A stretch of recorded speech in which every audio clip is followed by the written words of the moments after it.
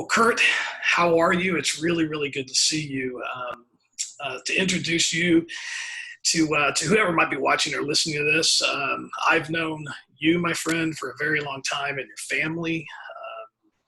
We've got deep roots in a lot of different ways, and you are a true community leader, impacting people's lives in amazing ways. So, Kurt, tell everybody who you are, what you do.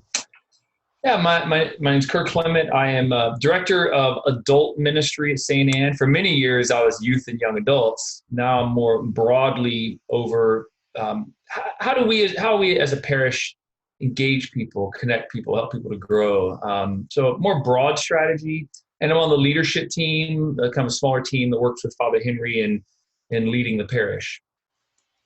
Yeah, so St. Anne's, boy. So what I'm interested in talking about is, because there's a lot we could talk about, but when we talk about COVID-19 and shutdowns and changes, everything, I hate to just say church is a business, but there's people you're trying to help. But let's just talk about it as a big, awesome ministry, but you've got a business to run and people to serve.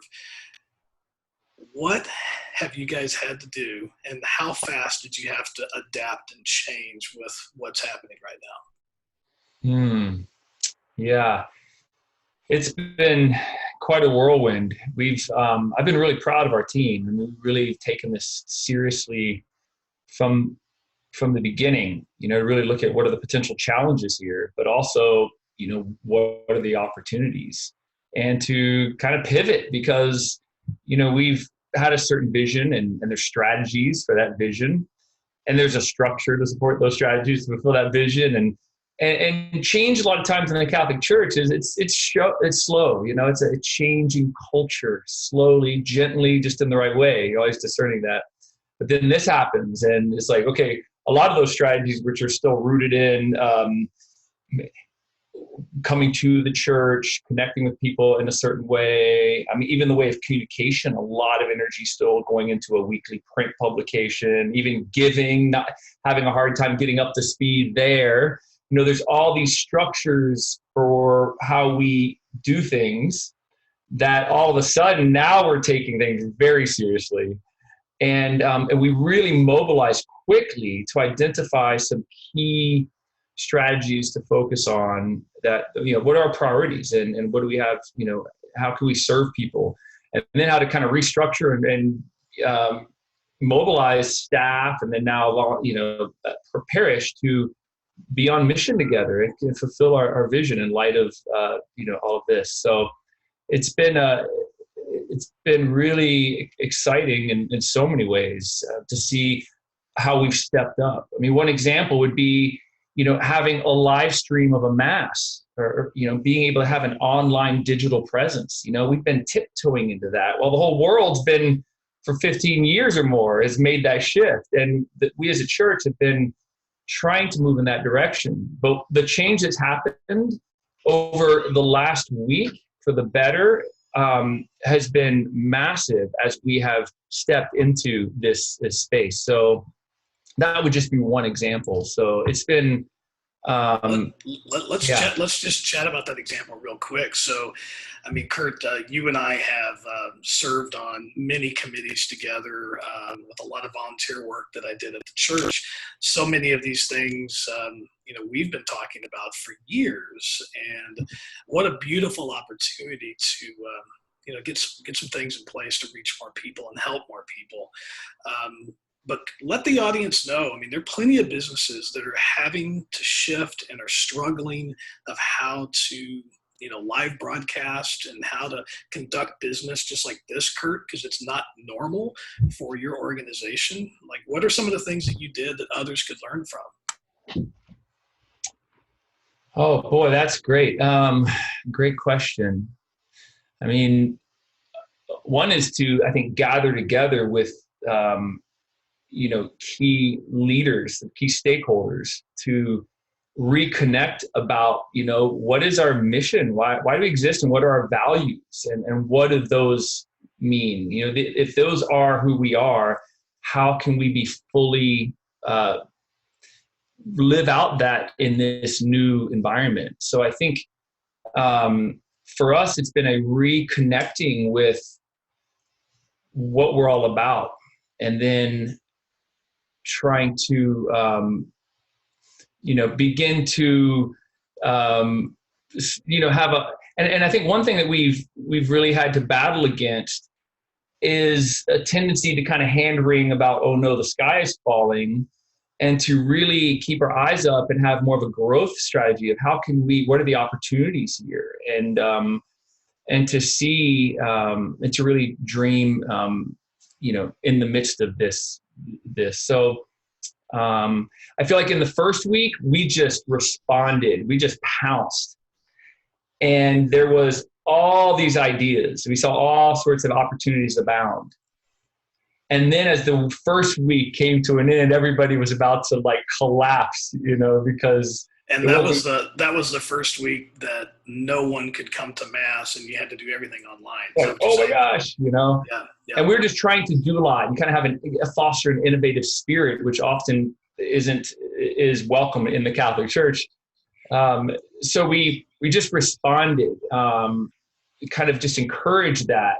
But then by the end of the first week, we're realizing that we need to pull back a little bit and be really focused on, the things that we could do well, that we were going to really focus and do those really well.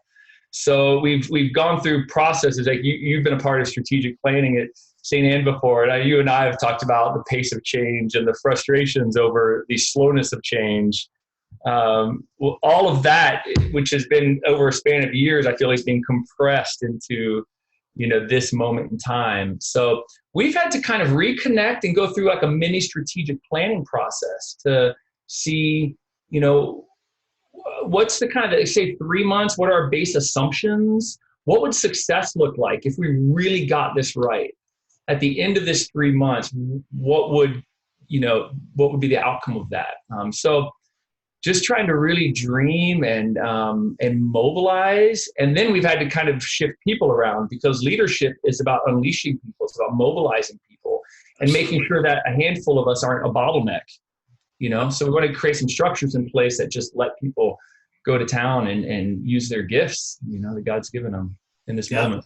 No, I think it's wonderful. I mean, to see how St. Anne's has responded, to think of the thousands and thousands of people that come to, I'll say, the campus of St. Anne's, right? The church and the buildings, just the thousands of people that come in and out, whether they're parishioners or there's, meetings that are happening for all kinds of things, for people that, you're serving and you guys are helping.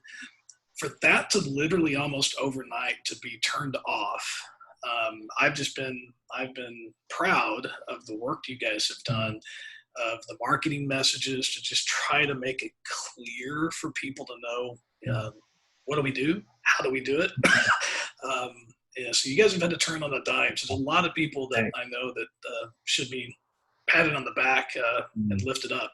Yeah. Can I give you one example? As we've never really had like a live stream of a mass or anything broadcast. So the first week, it was like, we had 2 days and we had one camera in the chapel, and it went nice. It was really done well. We stepped up. But then all these people in the community said, oh, we can do better than that. I've got some cameras. And then we swooped in, and now we have this setup of like 5 cameras and video switcher.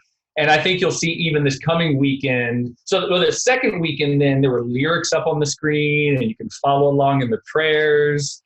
And there's an online resource to accompany the Mass with a practice of the week for you to do in your family or in your community.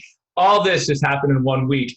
We went from probably having a couple thousand views of Mass in week 1 to, the last I checked, was 18,000 views of Mass this last Sunday. So that's been really, really exciting to see.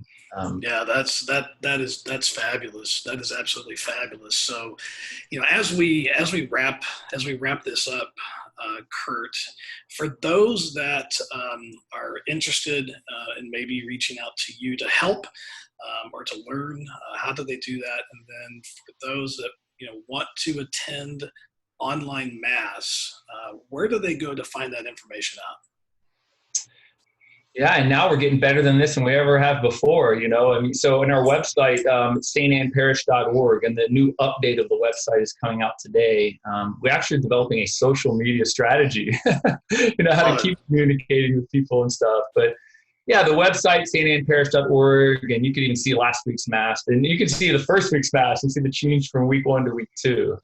So there, my contact information is there. I love this community. I love the Coppell community. And my kids are getting older. I feel like I'm getting more time on my hand now, and I want to be more, even ever than I have before, more invested in Coppell and, where we're going as a community. So thanks for having me a part of this.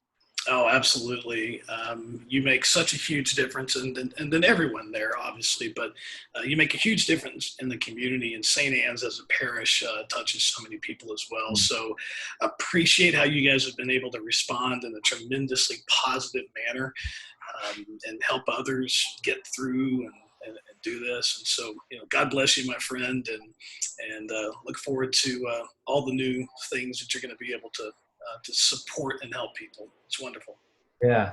Well, thank you, Todd, man. You're always just such a, you're not the mayor of Coppell. We have an awesome mayor, but you're kind of you're out there in mayor status in my book in this community. You just really champion for the community. And so really appreciate you doing this and just all that you do, all that you mean to the community.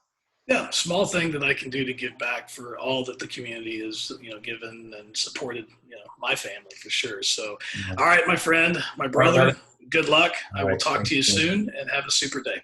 All right, sounds good.